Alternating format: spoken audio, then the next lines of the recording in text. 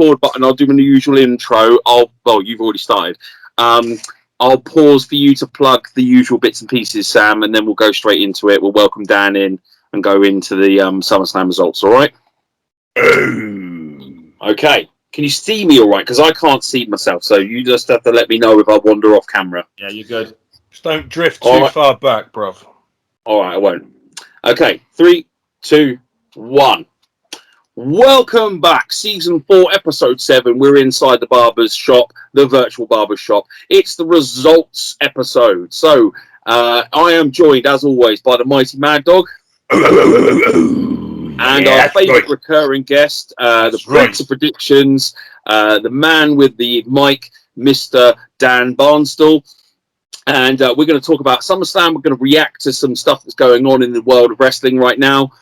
So let's just get on with it, guys. Mad Dog, before we start, do you want to do the usual rambles about where people can find us and follow us? That's right. If you haven't already, 1, 2, 3, let's hit that subscribe. Let's get on it. If you haven't found us on Facebook, I'm sure you have, but if you haven't, you can find us on Facebook, the Beard, Atlas and Mad Dog. You can find each of us on our own Facebook profiles, Mad Dog and Carl Atlas. We've got our Patreon now. Still no one has jumped on our Patreon. No one's bought us a cup of coffee. 49 listeners last week. That has got to deserve at least one cup of coffee. Come on, guys. We want to get a couple of Patreons behind us. The Patreon link will be below. So what you do is you got to hit that subscription button and then go down and click on the Patreon and see what sort of stuff we've got going on there. So, yeah.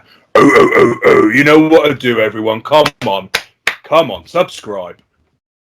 All right, guys. We're going to forego the Fat to Fit journey this week. We'll probably do a bigger update on that next week. We're going to dive straight into the SummerSlam results. And let's face it, by the time this podcast comes out, SummerSlam's old news. So we're going to kind of fly through this a little bit. What I'm really concerned about at this point is the winners. Like How much I've beaten you by. That's what you want to know. Man. How much I've beaten you by. Okay, gents, come on. Let's be serious for a second. It's a big couple of days. But actually, speaking of winners, before we go any further, 2 things. First of all, how about plugging my social media? How about plugging your own at the MC with Socks? Give me a follow. God's sake, you guys, come on. Secondly, and probably more importantly, he's always trying to get his shit in, and he's always trying to get his shit in. Listen. I can say this much. Carl gave me my first opportunity in the wrestling world in the ring, and he always told me, always get your shit in. So I'm always going to do it. So. Speaking of always getting Carl shit in, big round of applause and congratulations to Carl, who is now the brand new Ultimate Pro Wrestling champion. Congratulations, sir. Thank you very much. Yes, was an awesome Thursday night in Weymouth. So it was a surprise. It was super secret. I was, held to secrecy about even being there. They wanted me to kind of make the big shock return to UPW, having never really officially worked for UPW. I was always a big leaguer, and then COVID hit, so the plans were derailed slightly. So yeah, we kept it secret. I was over the moon just to be asked to be there. I was even more pleased to be asked to main event against Dan McGee, who is 100% pro, by the way. I can't say enough good things about Dan. And then to kind of go the distance and actually win the belt was, it really it means a lot to me. And I know, all right, gloves off, this is a non-kayfabe podcast.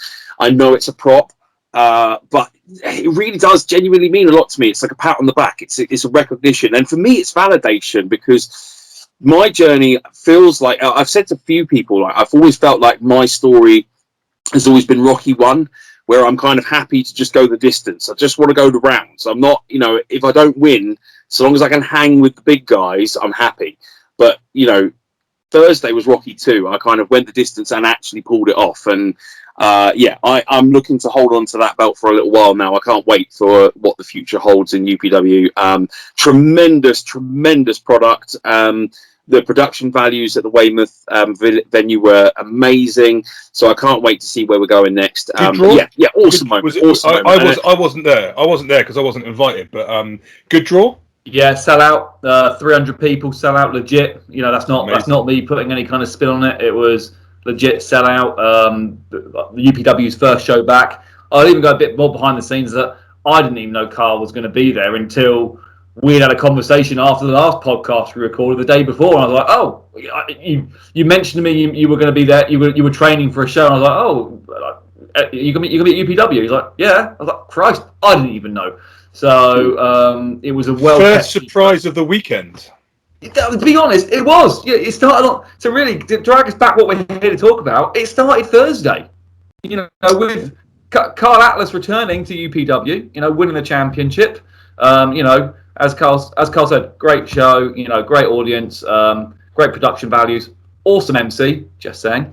But then moved on to Friday, where the next big return, which, you know, even before we get into SummerSlam, we've really got to at least mention it in passing because, you know, it was probably... Rampage. I don't know what you guys thought, but for me, probably the highlight of the weekend. It's probably what most people have talked about in the weekend, potentially. The return to wrestling of CM Punk. I stayed up for it. I went around a mate's house. We don't usually do Rampage. We usually just do pay-per-views, but me and some mates stayed up, had a few beers. I did leave, I have to admit, I watched the promo, and I did leave at 3:25 after. It was very, because it's 10 o'clock in the States, isn't it? Yes. So it's 3 o'clock. It's a 1 hour production at three in the morning, UK side. So I stayed. We had a couple of beers. Well, I had soft drink because I was driving home. But yeah, it was and I have to say this, right? And maybe we'll get some comments. Maybe we'll draw some heat here. I was never a big CM Punk fan. Like, never. I've said this on this podcast before. Never a big fan. Just not my cup of tea, right? But you cannot deny. You can take nothing away from that pop and from, like, they were chanting his name in the stadium for like an hour and a half before the product started, and they went absolutely mental. People are crying. Now, I know it was in Chicago, so it was always going to have that extra flavor, right, in his hometown. But take nothing away from the fact that people reacted the way that they should. The way they haven't reacted. I think this is what you're saying, where people talking about it more than any other product at the moment, because they reacted in a way that no one's reacted at E for quite some time. It's an interesting way. Probably this weekend, and again we'll jump all over the place a little bit. This weekend's almost been a compare and contrast. How to do a return well, and how to do a return, I won't say badly, I'll leave that up to everyone's opinion, but how to do a return in a completely different way, and the reaction it's received from the fans and the faithful. Sometimes giving the audience what they expect and what they want, even though it may be a secret, but doing actually what it actually expected the audience want to see is the right thing. You know, you get that reaction, and the audience have voted with their feet from the point of view of the ratings. Rampage smashed it. You know, from the point of view of the ratings, and in the all-important 18 to 49 demo as well, they've absolutely killed SmackDown, who was on the same night. So, you know, it's something which is, they've done the right thing. You know, it was well booked, well done. You know, we had maybe 25 minutes of just talking. It was a 25-minute promo. Yeah, it was long. Bearing in mind, they still had to fit in, I think, 3 matches usually on Rampage. There was some good matches that followed it as well. You know, I didn't hang around and watch it. So I don't know if they actually fitted all 3 in. But yeah, there's 3 matches afterwards. So, and maybe we're going back. Are we heading back to that, like, nighttime ratings war? We're going back to people flicking, like, I'm going to watch this match here, and then there's going to be an ad break, and I'm going to flick over there. Do you remember back in the day when you could literally flick backwards and forwards between the products on a Monday night? Are we heading back that way? It's probably not going to be an actual ratings war like that, because SmackDown, I think SmackDown ends and Rampage begins, so to speak, or vice versa. They're not head to head. WWE's done that. We had it with NXT and Dynamite, and that's, you know, part of the other thing we wanted to discuss last week was about the fact that changes to NXT. Those changes have come about because NXT couldn't really win the ratings war against Dynamite. I think WWE's, my personal opinion, you know, for what I know, is I believe WWE's now gone the mindset of let AEW do what they want with what they class as the indie talents, and we'll go back to doing what we do best, which is big guys, big impact, you know, and big moments on a grander scale, and, you know, almost like we'll have that piece of the pie, so to speak. And it's a proven track record as well. When you think about WWE, it's a proven track record. You know, they've been so long doing that. This is my biggest thing. Like, so there's a big contingent of fans, and I see them on my social medias and things putting their comments up, saying, you know, there's a shift in the in the tides, and things are going to go AEW's way now. I think you are delusional if you honestly believe that WWE is going to fall dramatically. I think, you know, they've monopolized business for so long. They've kind of got a stronghold there that it's never going to go away. I think you will see a slight divide now. I'm personally more excited to see Daniel Bryan of Here, There, and some other guys that are sort of on the cusp of possibly going there. I'm the same as Mad Dog. I'm not the biggest CM Punk guy, but I get the attraction. I really do. I thought it was very clever booking to just kind of go, we're going to start the show, off you go, 25 minutes, go and talk to the people, because if you'd have hung that out, the reaction for the rest of the show would have been, you know, they would have been distracted. They're waiting for their guy to come out. You would have had Punk chants during any quiet moment during a match. Constantly. Absolutely. You know, and again, you'd think, you know, you'd save that as like, that's your closing moment. But no, I thought it was very clever to kind of go, no, we're just going to let the fans have what they want straight away. And yeah, I thought it was a solid promo. Again, I hate the kind of like the WWE bashing that goes on in AEW. I do think it kind of cheapens the product a little bit. Like, don't worry about yourselves, guys. You know, you've got some good stuff going on. Don't draw attention or even mention the WWE. Like, you don't have to. But yeah, as I say, I think AEW now has got some really good tools, and actually the relationships that they're building with other promotions excites me as well. Because like we kind of mentioned this last week, it's kind of starting to become a little bit of us versus them. It's everyone banding together to be like, if we all work together, we might actually have a shot. We called this 2 seasons ago. Oh, absolutely. We talked about the World versus WWE a while back, and yeah, that's the bit that's exciting me. Not so much the CM Punk thing. He's just one guy, but it's this kind of relationship they're building, and some of those big players coming into the spotlight now that might actually, you know, improve AEW's overall viewership and actually kind of give WWE a bit of a run for their money. But you're not going to beat WWE outright at this stage. I just think at this stage it's great that the WWE has got potentially some competition, because as we know, WWE is always better when they've got someone breathing down their necks. So yeah, I'm excited. I mean, again, as a wrestling fan, I'm excited, but I do think that some of these fans put far too much stock in Punk.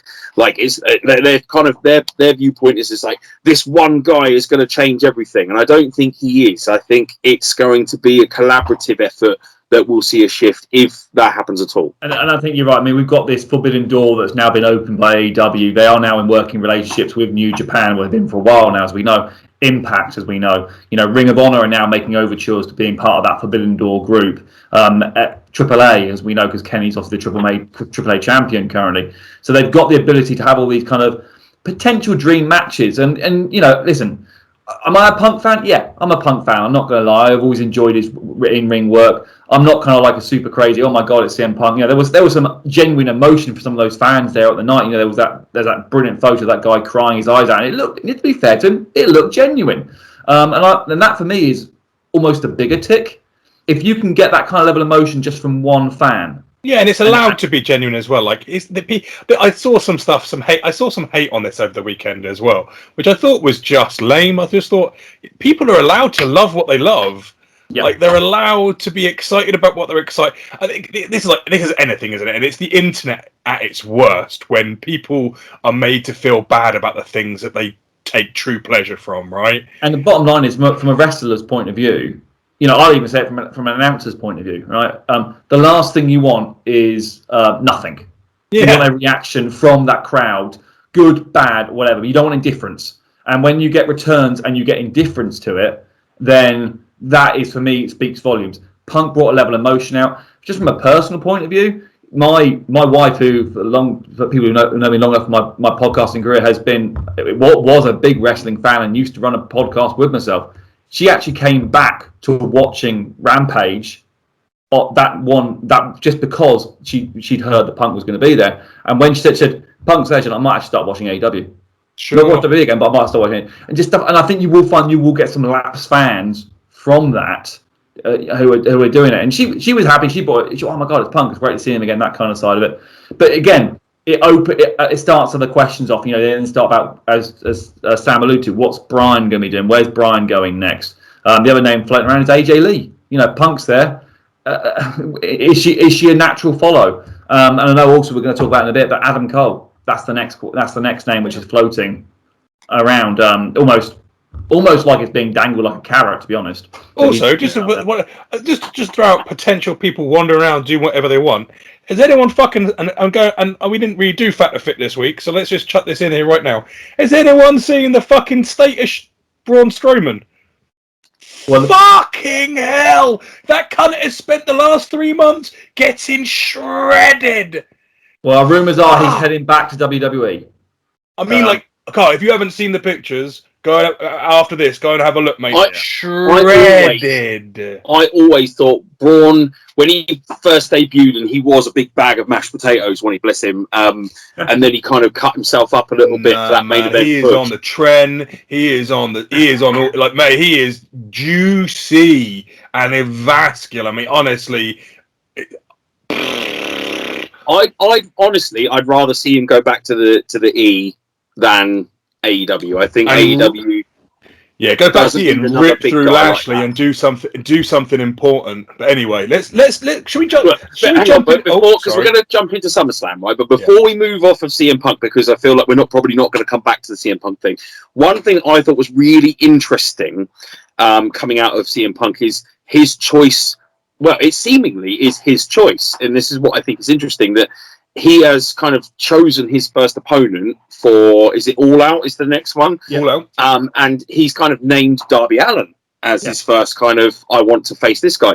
Now, I get the genuine impression that Punk came in and was allowed to handpick his first opponent, because I've got to say, man, Darby Allin, I get it. I get the reason why Punk wants to work with him, but that wouldn't have been if I was the booker and I had full creative control, that would not have been my first pick. I would have put Punk on with someone with a bit more marquee value for that first match. I'm kind of interested at how much creative control Punk has seemingly been allowed to have, because that's got to be his choice, right? He has to have gone, I want to work with Darby Allin. Nobody else would have said that. Not eventually, yes, but not straight away. Surely. I think an element of that comes down to the fact that Punk or AEW in general have a big thing about putting veterans with younger guys to help support them growing. Listen. So you like about WWE and AEW, there's pros and cons to both. Absolutely. I enjoy both. AEW, sometimes I feel like I'm watching it. I feel like I'm on a roller coaster ride. Like it never stops. Like I feel like sometimes I need just 10 minutes to come up to breathe. From point of view of how fast it moves. But one of the things they are very passionate about is building new talent and building these guys up. They build Darby Allin up. Yes, he came with a great independent background knowledge for those people who knew him. But to the main fan, not a lot of people knew him. But they put him with Sting. They helped build him up from that. They've had some great matches. They've showcased him in main event matches, which aren't even title matches. He's been in feuds with all kinds of different people, and they've worked him up. So they kind of build up. That's what they are very good at doing. If you look at the whole roster across the board, apart from recently we've had Christian and Matt Hardy feuding against each other again, but they've really made new feuds, and they've also made like that young and old dynamic. So you're getting these, and I say old with all due respect, more veteran guys giving the rub to the young guys, help supporting them and getting them up and getting their name value up there, which is sensible from AEW's point of view. If you're just going to if you're in it for the long term, which obviously they are, you don't want to just kind of shoot all your load and do your marquee matches straight away. Yeah, Punk versus Omega straight away is a marquee match, and that's what you want. But you've got to build to it and kind of give it time. Plus, there's storylines already running with Omega and Hangman Page and that kind of side of it. So, and obviously Christian now as well. So you've got to kind of build them up properly. And storytelling is important to AEW. He did kind of allude to it in his promo, like, I'm here to give back. I'm here to help the excitement. I'm here to bring people through. Okay, there was a little bit of it was like a backhanded slap towards the E, right? Some of those comments were very much not even that. They weren't even that much guiling. They were just open. Yeah. Just open rhetoric against his old employers, right? But part of what he was saying is, I'm here to help build this company. And that definitely seems to be the culture that they've got there. Very much a culture of we're building this up, we're all building up, and yeah, I don't know. I think you're right, Carl. I was surprised, but I also thought it was a great. But also, when it comes to moments, it was a cool moment. Sting was doing his thing in the rafters, which is always fun, a bit of a throwback. Darby Allin looked amazing, stood next to him. The face paint was kind of cool. I think it has marquee, maybe. I don't know. I think it's a great move, and I'm always a big proponent of, if you're going to bring a guy in, don't just propel him straight into the main event. It's nice to see him kind of mingle with some other guys before because he's going to end up at the top anyway. So it's nice to see him kind of go through some guys on the way up. And also, I'm very excited about potentially, with the Darby Sting relationship, seeing some kind of confrontation between Sting and Punk. That gets my juices flowing a little bit. But yeah, right, we should probably move off of Punk because we've chatted a lot about that, and I need to know who won between the three of us. You need to know how far I beat you by. That's what you need to know. You need to know how far I beat you by. You are dreaming. Well, we're basically continuing chronological order. We've done Friday. Saturday was SummerSlam. The WrestleMania of SummerSlam, as they were trying to position it as. And just out of curiosity, because it was Saturday night, did either of you stay up and watch it live? No, I'm not gonna lie. No, I didn't. I caught some. In fact, I haven't watched it end to end. I've watched bits. I've watched matches all the way through, but I haven't watched the whole thing like the whole thing end to end. No, I had plans. I was going to genuinely watch it live, and then those plans fell through. But I have caught up a little bit, same as Mad Dog. But one thing we can start right at the kickoff show, because we didn't talk about this last week, and I kind of lament the fact that we didn't, because we were talking a lot about Baron Corbin and having the briefcase and stuff. There was a rumor before SummerSlam that Corbin was going to face Balor, because there was some kind of altercation over the belt, over the briefcase between those two. But it ended up being the kickoff was Big E and Baron Corbin, which I probably should have predicted, because that makes more sense to me. It was a match thrown on last minute. This match makes it, but equally you've got to question why Big E even signed off for it. Baron stole his briefcase. She'd be like, hang on, I've got to wrestle you to get it back. Just give me the bloody briefcase back. It's my name on the contract. And the match was okay, but it was a little bit flat. Mate, I don't know if they were using it to try and if they were trying to heat him up a little bit as a. I don't think it. Corbin was obviously Corbin's the heel. He's stolen it. Let's heat him up a little bit by giving him a win over Corbin and getting the box back. I don't think it landed. No. This was purely to feed that red herring idea that we talked about, because you have Big E playing it back, and now people are watching the pay-per-view going, "Ooh, is he going to get? Is he going to cash in?" And we did predict that, and I can tell you that you two both clearly said he wasn't going to cash in, or no one's going to cash in. I said yes, so there you go. You guys were both a point up for me straight away.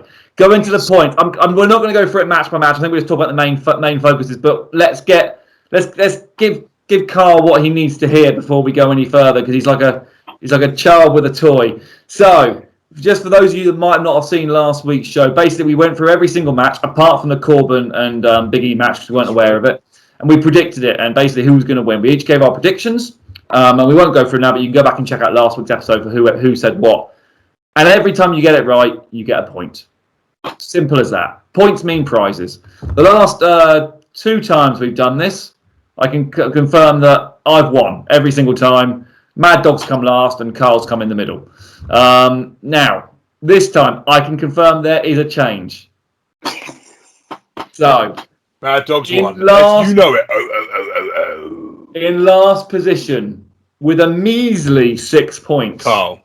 Pathetic 6 points, it really is me. Oh! I was royally screwed by... Carl's getting nervous. By Rollins, by Eva Marie, by Nikki Storm. I was royally screwed by all of them. So, I'm last with 6 points.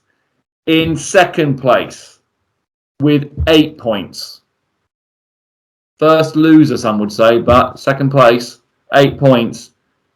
It's Mad Dog. Yes!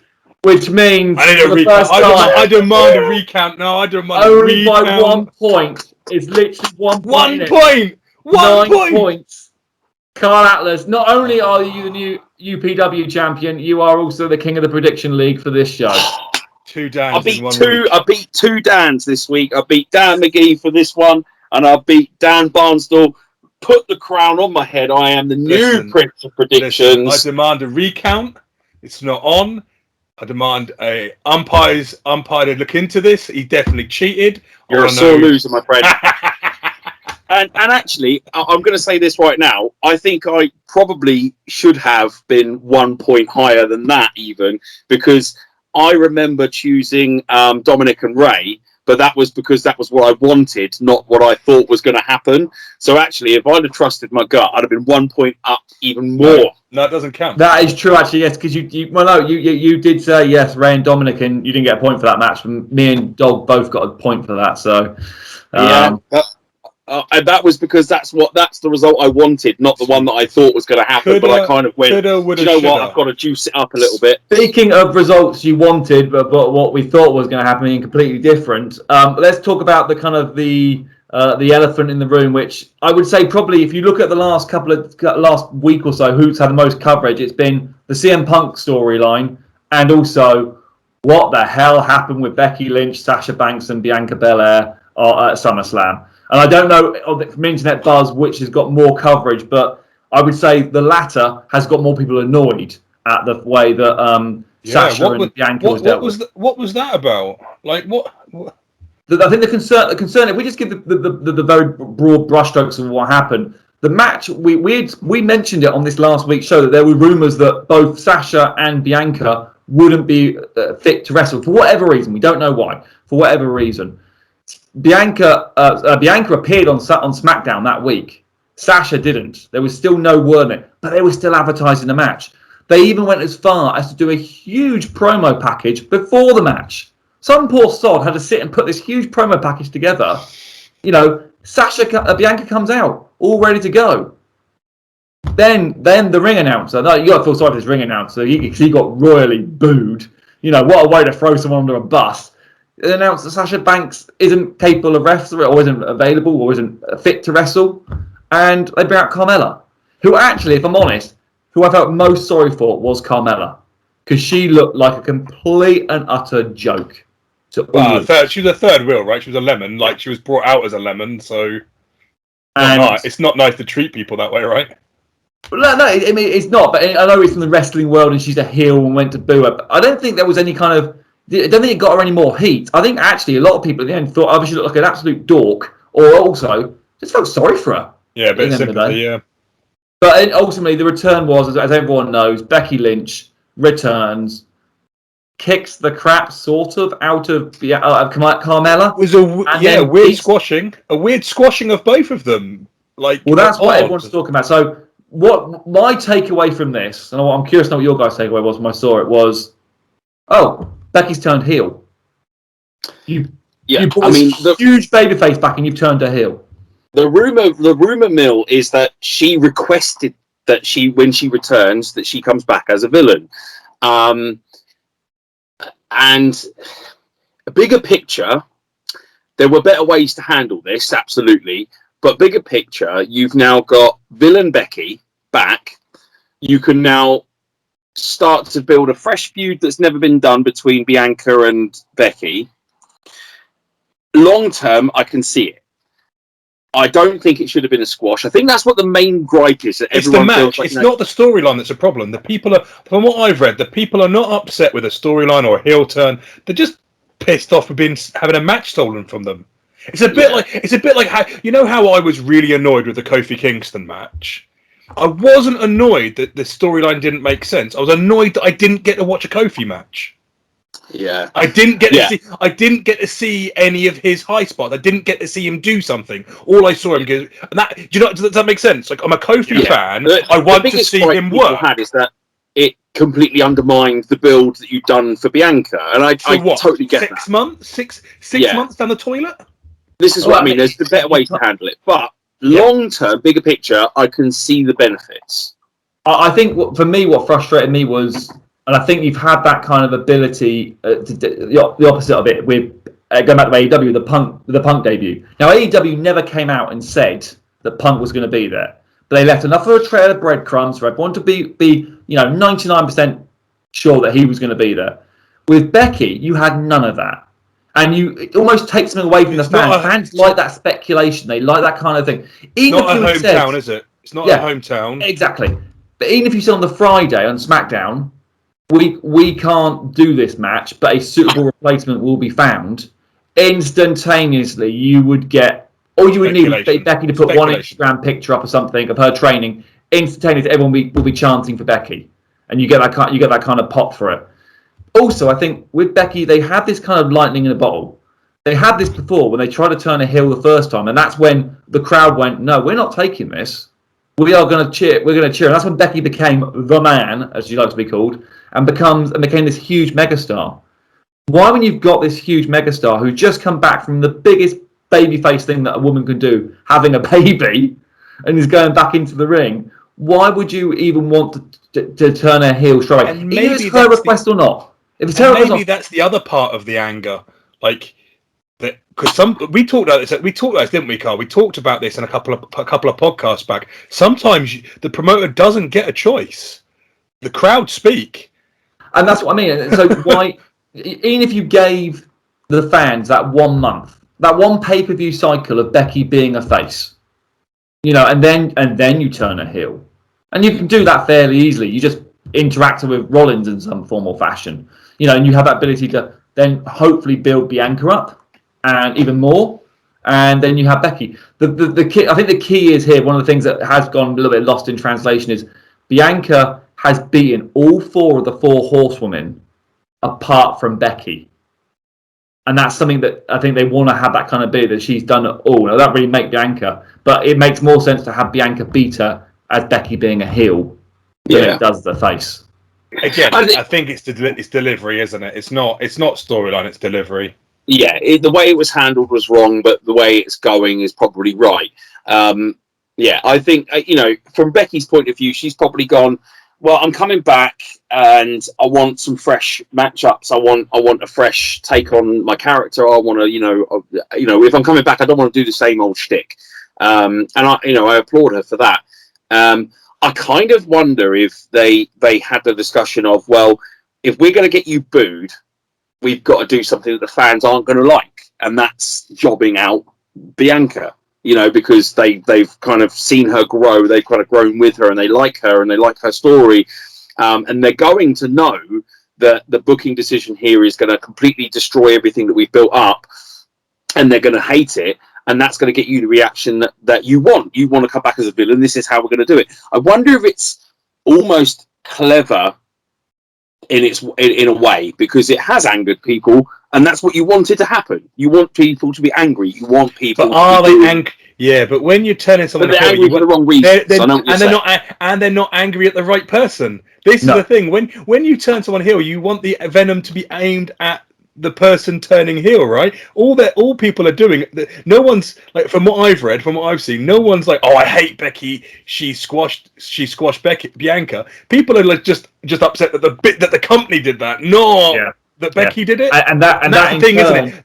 That in turn means they vote with their feet or the remote controls in that case, and that's when that's when they will stop watching certain segments. And I think it's Mad Dog's hit the nail on the head there. You're right. You want that heat to be on Becky, and it's not. In my opinion, it's not. It doesn't feel like it's on it. It feels like it's on the company, and it's almost like the company looks stupid. Becky looks like a bit of a bitch. Excuse my language, because she did that sucker punch and she beat Bianca really quickly. But the crowd was still reacting to her. There's still that kind of great thing because Becky's back, and you're still going to have that big pop. And Bianca was the one who looked stupid, if anything, because she was like, "Oh yeah, you beat me." Oh yeah, kind of not. There was no kind of. But then Bianca couldn't be angry, because if Bianca got angry, she's the one taking the turn. Yeah. So it was all very yourself into a corner, and I don't know why when you didn't have to do it. Because in all honesty, if you just dropped that match, right? No one would have overly complained. If you just said, look, Sasha can't make it, we're not doing the match. The show was 4.5 hours long. I would have happily, and I sat and watched it from beginning to end, I would have happily gone, do you know what, guys? One less match tonight. I'm good with that. You know, give me Sasha and Bianca at the next pay-per-view or whatever. And then you could almost start teasing Becky's return. It wasn't needed to go down that way. So another match that probably wasn't needed. Thoughts on Drew versus Jinder? Wasn't needed. Was it at all? Not even a little bit. And I don't think that whole thing that I said about trying to heat up Drew a little bit. Well, like it was just the whole.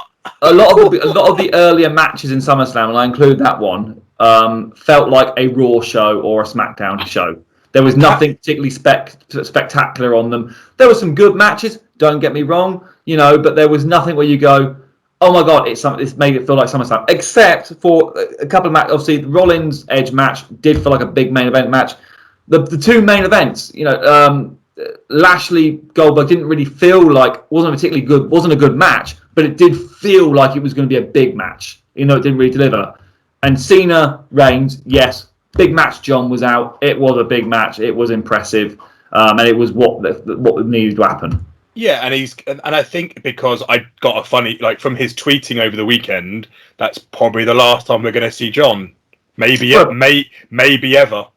Well, he said that before. He always comes back for something. You know, you may not see him now to next Mania, but that's fine. You know, you don't need him at the moment, and he's done what he's done. But I don't know if any of you saw it, but after obviously he lost to Reigns, and obviously our next topic is obviously Lesnar. When Lesnar came out, after the camera stopped rolling, Lesnar kicked the crap out of Cena. Yeah, he gave him a right old pasting, yeah. To send the crowd home happy, I guess. I don't know.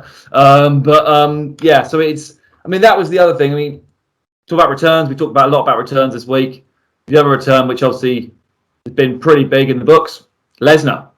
Come out of nowhere, looking like he's eaten about 3 wrestlers himself. And, you know, he's got the old... I can't describe the haircut, but he's got the haircut as well, which is completely different for Lesnar. I mean, the thing about Lesnar coming back and then kind of staring down Reigns, if they're going in that direction and they're going to do another Reigns Lesnar match, it does lend credence to my theory that you know, I said, excuse me, I said Edge was going to win because he needed it. So Edge and Rollins can now continue their feud, one would presume. So that Rollins can get his win back. So you can kind of tread water a little bit with that whole Rollins title shot storyline that you were talking about. Have Lesnar face Reigns as another big contender. I presume the plan is still to kind of keep Reigns strong. So it would be nice for him to convincingly beat Lesnar. However, you know, this is WWE we're talking about. This is Vince we're talking about. We know that he gets a bit of a hard-on for Lesnar, so who knows what's going to happen. Mm-hmm. But yeah, that does lend credence to my theory that, yeah, the Edge Rollins thing was never going to be a one and done. It was always going to be, you have a win, I'll have a win. So yeah, I think going forward we're going to see you know, there was the storyline with Edge kind of saying, I've got to tap into a darker side of myself to beat you, and then that fed into the entrance. I think we're going to see that kind of return fire from Rollins now. I think we're going to have Rollins kind of be like, you know, turn about his fair game. I'm going to have to tap into something darker to beat him, and then get his win back. So yeah, he's going to dye. He's going to dye half his hair again and come out with the old rocker limit. We used to that kind of when he was on NXT and he used to spin the title around his head like that. Yeah, let's hope not. Yeah, quite possibly. Who knows? But yeah, I mean, yeah, that was my match of the night. Anyway, like, yeah, I'm a big fan of Edge's work since coming back, and it wasn't quite as long as some of his other performances, which I'm sure Mad Dog was happy about. And I watched that match, and I was so happy that it wasn't 40 minutes. Because I've said this before, I'm really excited by Edge, so it really upsets me when I love Edge, and he's one of my. So I get really upset with myself that I'm bored. Like, I've tuned out of a match that I was excited about because I'm bored. That's disappointing. Whereas if he just gives me 25 minutes, I'm happy. Yeah. It was. I mean, to be fair, it was probably match of the night. For me, it's a close match between that one and the Cena Reigns one. Were probably match. I think the Edge Rollins one was more in ring, more technically kind of sound and kind of you're the workers, you tell me, but it seemed more fluid and it seemed more like the guys were kind of clicking better. But from point of view of emotion, I think they had equal emotion with the main event as well, and I think they both delivered. I don't know whether this feud continues though. Performance-wise, though, I want to say Sheamus versus Damian Priest on performance, on in-ring work rate. That match was great. Well, it looks like Priest is now getting getting some kind of element of push. Obviously, he won the United States Championship. For those of you that haven't seen Raw yet, he's been positioned with Lashley against Lashley and with Drew on the main event of Raw. So it looks like they are kind of like trying to position almost a title versus title match. Because the other thing, obviously, we should talk about as well. We'll come back to Lesnar in a minute, but is the Raw side of it. Goldberg Lashley. It looks like they left that open for another match with them. My gut feeling is probably a tag match because I think Goldberg's son's getting in the ring. I can see a tag match between Lashley and MVP taking on Goldberg and his son, who's clearly training and clearly has got the guns for it. And there's rumours. Why didn't they just put Lashley over? It doesn't. Oh, I fucking hate the E sometimes. We're gonna protect Goldberg. It's so important that we protect Goldberg. He's so important that he can't lose a match. Shut the fuck up. Who gives a fuck? Put him back on the bench. No one cares. Mad Dog, he got hit by a cane. That's crippling, mate. He's going to be out for months. No, don't. The rumor I've read is that they've left it open for a Saudi rematch. Yes. Yeah. That's Goldberg's done his 2 contracted matches this year. However, they are going back to Saudi Arabia in October, and we know, for those who don't know, that the Saudi company will throw money at WWE to have who they want on there. And there's a good possibility they enjoyed the Goldberg match, which was last on there. So my gut feeling is that money's going to be thrown at Goldberg, do one more match. And I get the funny feeling because he keeps going about it. He wants his son in the ring. So it's going to be an easy tag match. You have, MVP and Lashley in there as well. MVP can take the fall. Won't do him any harm. Lashley still stays strong. And you haven't got to put the title on the line or anything like that. And Goldberg can get his kind of moment of one-upmanship over Lashley and MVP. He really needs that. He really needs that moment. That's what his career is lacking. I know, but in all honesty, at this stage now, that's what his career lacks. Saudi Arabia stuff isn't particularly canon for WWE. They never really reference it at all. Braun Strowman won that title over there, which was the greatest Royal Rumble winner or whatever, or Battle Royal winner. Yeah, they never mentioned it again. Yeah, never mentioned it again. It's not something they kind of they pick up and they live on. It's almost like it's a. For those of you, so to look at Carl's background, from the Marvel point of view, it's like a multiverse. It's one of those different dimensions that don't. It's really very what if. What if Goldberg almost kills Undertaker in front of a live audience? What if they fucking do terrible botchy matches that no one gives a fuck about for lots of money? Like what if the muscle-bound monster that is Lashley gets hold of a 17-year-old boy in the ring and throws him around? There you go. We can do it in Saudi Arabia. So I'll tell you what. Before we move on from SummerSlam, I'm honest about this on this podcast. I'm not an avid follower. I don't watch the weekly programs. This is why we bring Dan on, because he watches everything. But the fact that I won, I think speaks volumes about how predictable the product is, that I don't even follow it.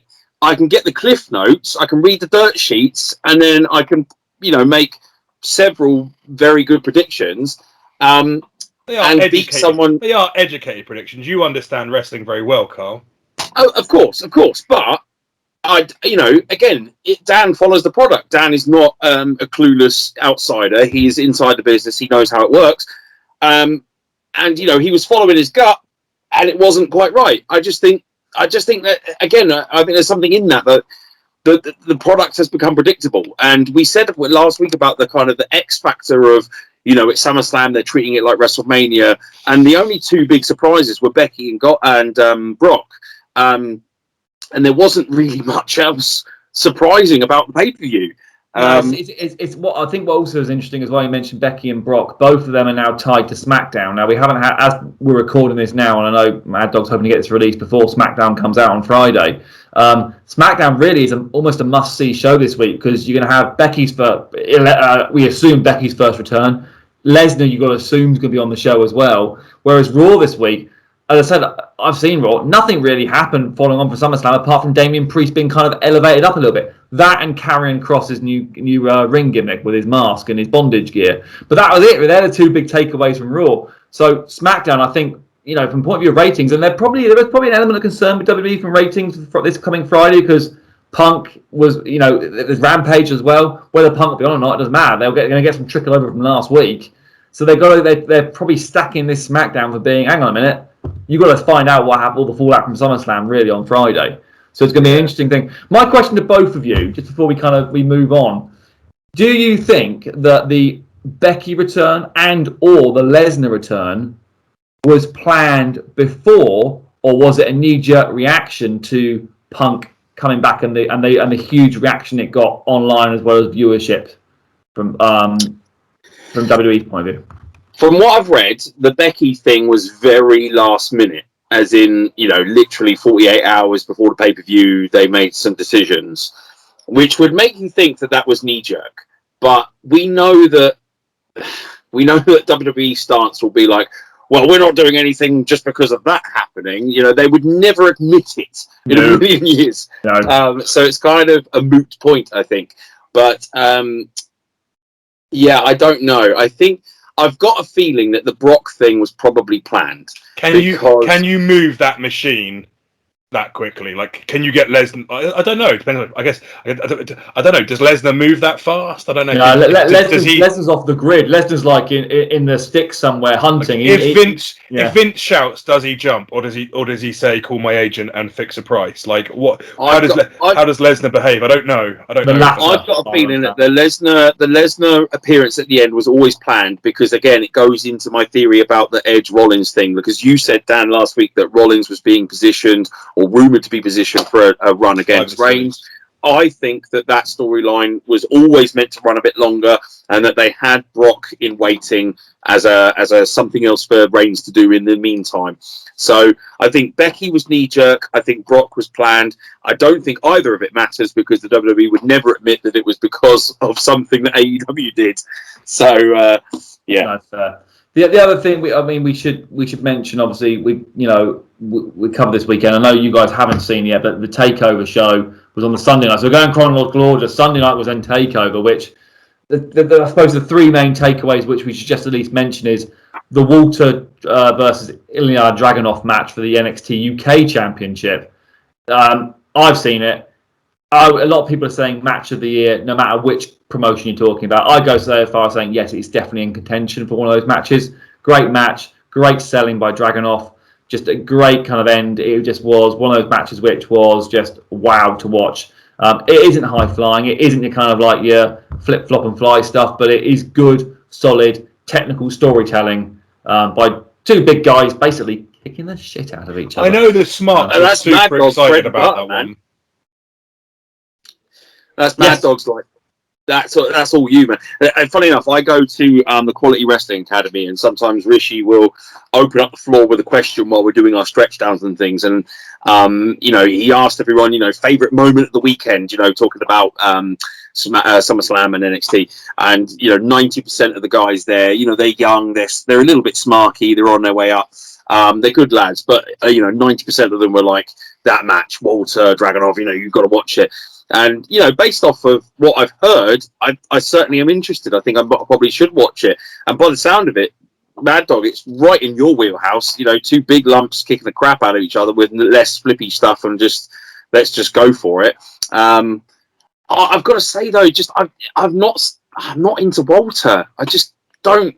He's another one that like people like, but I can't get into it. It's funny. I've had a couple of friends say the same thing to me about Walter, and I'm slightly biased. I've had the pleasure of working with him several times, and backstage he is such a lovely guy, such a very quiet but lovely guy. But I think, and again, this sounds very inside baseball from point of view, but you've got to really be at a live show with him and just see how he is in the ring, because it doesn't on the TV. It just doesn't do it justice. The guy is intimidating. I've been in the ring with him and he's just kind of stood behind me while I'm announcing, and I just feel this presence, and it's like, holy cow, this guy legitimately scares me. But I know he's a lovely guy. But when you hear him actually in the ring and you see what he does and there's some of the chops, you physically, and listen, there's some great choppers out there within the UK scene as well as, you know, outside there. But this guy legitimately makes me go, holy cow, why would anyone want to get in there? But yeah, I get what you're saying. I suppose he is a very niche market as well. Yeah, and you know, I'm not slating the guy at all. I just, as I say, I always acknowledge that there are some things that are for me, and there are some things that are not for me, and Walter just doesn't tickle my pickle.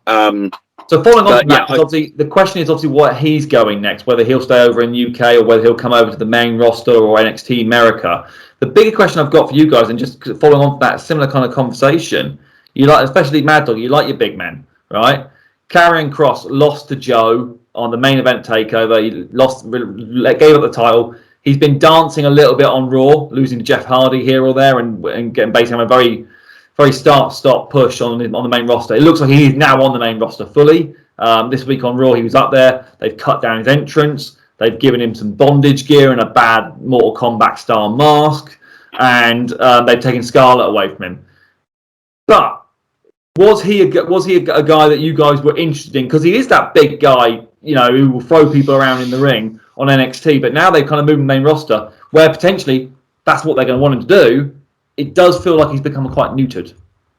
The thing about these guys is they get lost in the shuffle, and there hasn't been anyone come up from NXT in quite some time that hasn't been lost in the shuffle, that hasn't lost their gimmick, that hasn't lost their name or their entrance music, or had everything that made them exciting, everything that made them unique, everything that made the fans either like them or hate them at NXT. There's very few in a long time that haven't had that stripped away from them when they make the step up.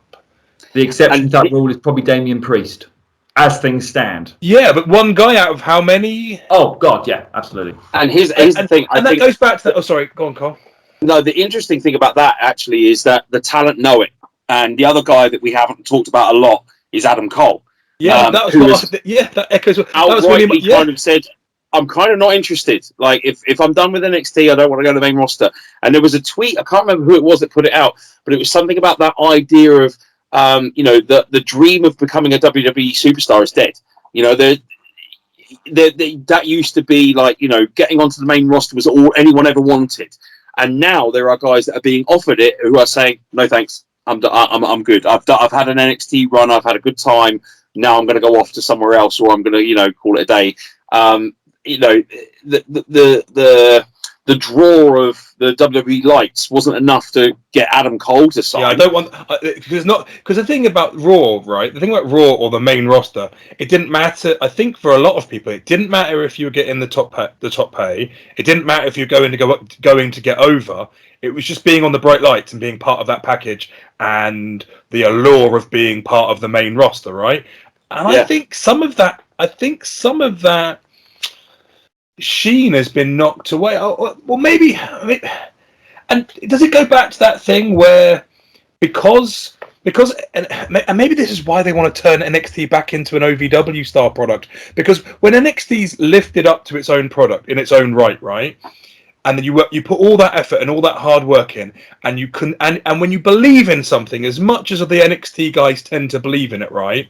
Then you don't think of yourself as subpar. You think of yourself as already made it to the main roster. You've already made it to the bright lights of WWE, right? Because I'm on NXT, and NXT isn't a second-rate product. We do good house shows. We do good draw on pay-per-view. We do great matches. The fans love us. I've got a great personality. I've got a great gimmick. I've got a great thing going on. I get paid really well. Fuck, I'm going to Raw. I'm going to get lost in the shuffle. But you get paid more. You do, but only if all you care, and there will still be people that care about that, but only if that's all you care about. Absolutely. And if you're an artist, if you're a craftsman, then sometimes it's not all you're interested in. This reminds me a little bit. That's a big case of Adam Cole. I think you're right, Adam Cole. And there are rumours, and the obvious rumour is that he's going to go to AEW because his girlfriend's there. Even though she's kind of said that's not the reason not the reason he would want to come, or the reason I want him to come is the fact that the creative freedom. Could be quite simple. Bear in mind that Adam Cole is one of the guys who's got a quite prolific Twitch channel, which he makes quite a bit of money from. WWE will stop him having that if he goes to the main roster. Yeah. This kind of smacks of like that alliance kind of when Sting was watching Raw and saw how they treated Booker T and was like, no, I'm all right not going. And that's, I think there's that attitude of like the NXT guys are seeing their buddies getting called up, getting jobbed out, getting their gimmicks changed, being treated unfairly or miserably, and they're going, oh, you know, actually, no, I'm not so keen anymore. It kind of feels like that, but on a kind of a, you know, lower down the card scale, if you like. If you look at it from Adam Cole's point of view, he's just seen Karrion Kross, who is an atypical kind of style that you would think from a look point of view that Vince and the WWE higher-ups would go crazy for on the main roster. They've seen him move from being NXT champion to the main roster, and they've seen how badly he's been booked, how badly they've changed his gimmick, they've neutered him, for want of a better way of putting it. And if you're Adam Cole, we're thinking, I haven't got that atypical WWE look. I mean, he's done it. Guy's in great shape, but he's much smaller than someone like Karrion Kross. This happens too, right? You get generations of people that come along and say, it's not cool and I'm not playing no more. Like, because some part of this, when you were describing what was going on, part of this in the back of my head was just thinking, yeah, but sometimes the higher ups at WWE clearly want to know how much shit you'll eat and how much you'll say thank you for your shit sandwich, right? They want you to take your shit, pile it in your mouth, and say, oh, thank you very much, I really deserve it. Like, they want to know how much they can shove up you, and then you get your reward, right? And but how bad is that from a business point of view? Why would you, almost to the detriment of your product, because that's the control. Because it's not just product, is it? Because it's still wrestling. Even though it's WWE and it's the biggest wrestling, it's still wrestling, and there's still this bullshit idea of there's still this bullshit idea of tradition and social strata, and you don't talk back to the boss, and you don't do this, and you behave yourself here, and you do this there, and you wear a shirt and a tie, you do blah blah. There's still that, right? It still exists, right? It's still there. It's still part of. They might be a WWE, but they're still part of our carny gypsy lifestyle, and there is definitely chunks of our culture. Our locker room's one of them. In our home locker room of Kapow, when locker rooms turn around and say, no, not us. I don't care how much the money is. I don't care. No, not us. I would rather go and work for less money elsewhere and not compromise my principles. It's kind of it's a young person's thing. You know, it's a liberal left young person's stance. I wouldn't make that stance. I'm in my late 30s. If I'd been picked up at say 35, 36 years old, did 4 or 5 years at NXT, got a body, got a gimmick, I'm 39, I get offered to go to Raw, and they say you're going to get jobbed out for 2 or 3 years, but we're going to pay you 3 times what you're on NXT. I mean, I'll be honest. Schmaft. I'd be taking the money but if I was 25 years old and spent 4 years building myself up, and I was 29 years old getting offered that plate of shit, I might have said, you know what, actually, how much money do I need? I've got a nice car, I've got a nice house, AEW are paying okay wages, I'm 29, I'll go do 4 years, and if I'm really hot over at AEW, the fucking E will take me back anyway. I always go back to a comment that Dean Ambrose made, obviously John Moxley now, as he left WWE and he went to AEW, and his comment was, I paid my truck off. I don't need a new truck. And I think it comes into one: are you creatively fulfilled, or is your bank balance fulfilled? What do you want more of? And you can have both. Don't get me wrong. I'm not saying AEW pays people peanuts; they don't. But you've got to kind of have that kind of mindset going. Okay, you're right. I can maybe eat some shit, as Mad Dog put it, and then and just see what happens and hope for the best. Or I could end up like, I'm trying to think of an example. I could eat shit for 2 years and end up like R-Truth. Mind he's always got a job, probably a bad example, and be doing very little, but not be very creatively fulfilled, but being paid. Or I could go somewhere else, take a chance, be creatively fulfilled because they let me do what I want to do, and then just see where the chips lie with the money. I think Mad Dog's right, though. There's that element with the younger generation now that we put so much importance on, mental health and life fulfillment, and that money is not the be-all and end-all anymore. I think that is more prevalent now than it's ever been, and I think these guys you're right, Dan, are looking for creative fulfillment more than financial. There's, like Doc said, there's always going to be pockets of people that are quite happy to just take the money and do what they're told to do, and there's that argument you should be a company guy.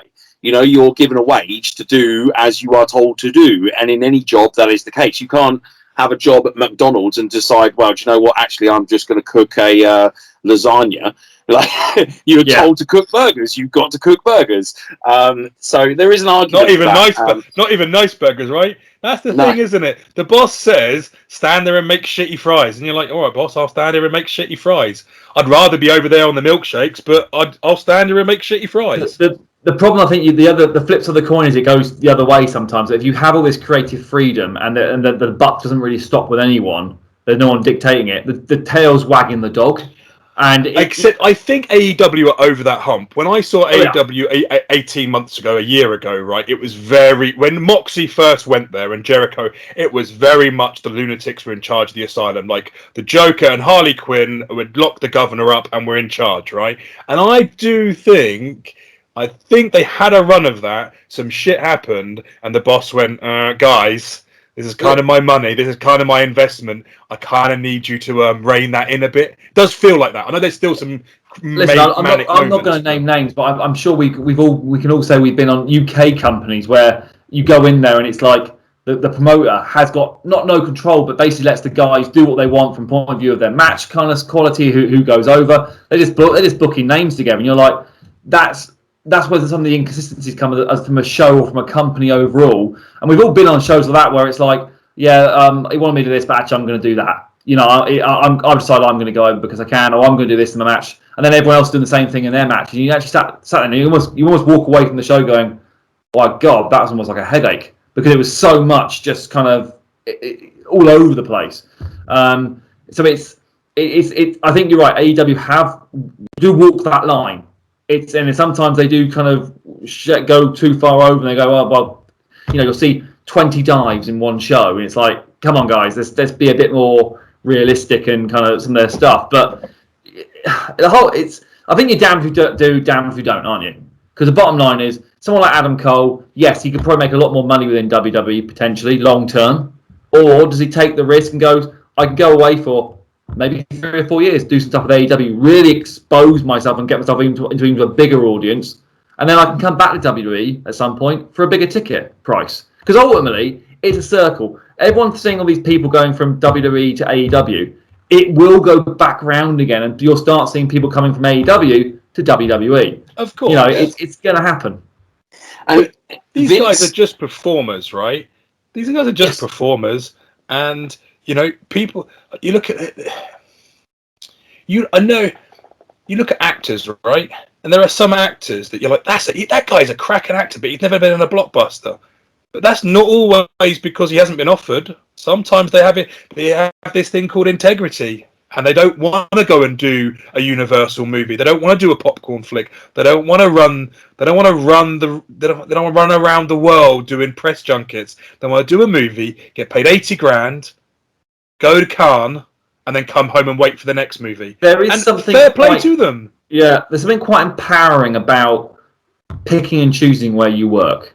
From point of view of, and just in the rest of it, listen, I'm a microcosm in comparison, but when I first started, I would take a gig anywhere. If I got, you know, I'd be actually touting for business. Oh, can I come and work for you? Whatever, you know, I'll do just cover my expenses and I'll be there, kind of stuff. And I've now, I'm better than you both of you guys. I'm in the mid 40s, but I'm now at the point now where I go like, if a promoter approaches me, obviously I'm grateful, always grateful for an option for a booking. But if I can't do it, or it is just too far, or it's not from a point of view of the integrity side, it's maybe a company that I've heard some bad press about and other people gone, not too sure about, I'll go, no thank you. There's something quite empowering about that, for picking and choosing when you work. And I'm not saying you've got to be snobbish about it, because you haven't. You just go, no, sorry, that's not for me. You know, I'm busy that night. And that's kind of where Adam Cole is now. Because let's face it, he's going to have everyone fucking throwing money at him. And offers, you know, just even from the independent scene, let alone you talk about AEW, New Japan, you know, Impact, Ring of Honor, they'll all be interested in him, and that's one of the good things. I mean, they've even gone as far as for those you maybe check out the Being Elite YouTube show that the Young Bucks do. They even started doing a séance for Adam Cole, because in their storyline, in their canon, he was killed off in Being the Elite in their TV show they do. So they're now bringing him back to life. And traditionally, when the Young Bucks tease something, they kind of deliver it.